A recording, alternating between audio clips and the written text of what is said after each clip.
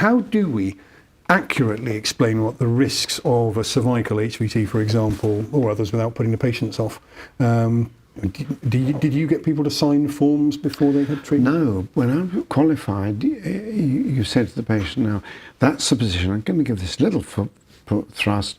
You may feel a slight noise. Don't worry about it. And before they had a chance to think about it, bang. Oh, and that was it. No problem. But nowadays you have to have a signed thing for every procedure you do. And I think the pendulum has swung too far that way. It'll come back, but it takes time. Yeah. And at the moment, everybody's very cautious. Yeah, I would just want to reassure the audience here and those online that yes, you have to sign your notes, and it has to be in your notes that you've got consent, but you don't need to get the patient to sign a consent form for everything you do.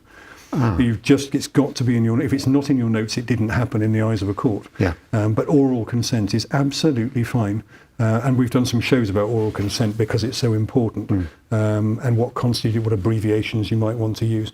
And some people do use a signed consent form, which it serves the purpose of showing your intent. Yeah. That you are getting consent before treatment, but actually it holds no water in a court at all because consent is an ongoing process. Really? And we've got to bear that in mind.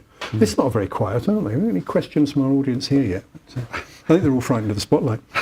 Again, another good question. CB says, how wary are you of manipulating around a damaged disc or a recovering disc? Yeah.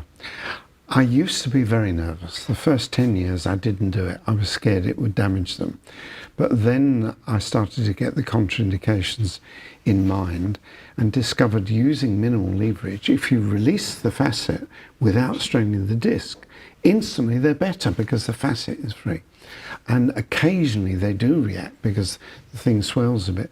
But now I've got no problems. Even an active disc, if I can get that in position, I'll apply the thrust. And I discovered something else with lumbar technique. If you wind them up and it hurts and you can't do it, have somebody just pull on the lower leg. And as they're pulling, the thing winds, and often a tiny thrust, the joint goes, and instantly they're better. Yeah. And I had people doing this in the clinic. I call one of my colleagues in, just tug on that leg, and bang, it goes. How the hell did you discover that? Purely by accident. Right. I had a patient who was a judo player and I couldn't get to it, big burly guy, and I got it in position. And my wife was there, and I said, just try that, pull on the leg. As she pulled it, it went. And that developed from there. And I think these big burly guys, they've got everything overlapping. A little bit of traction and it goes. Yeah. So a lot of compression, but also traction.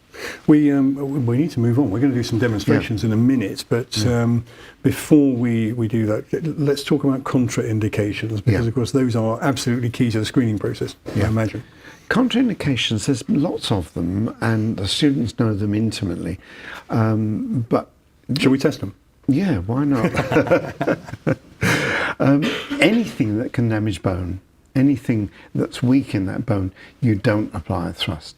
Anything that affects the neurology. So when we're saying about weakening bone, we're talking about metastases or metastasis, anything like osteoporosis. That is a big problem. And I had a patient of 102 came in. I thought, oh, this is nasty. Positioned his neck, it went bang, and I left it, and it was better.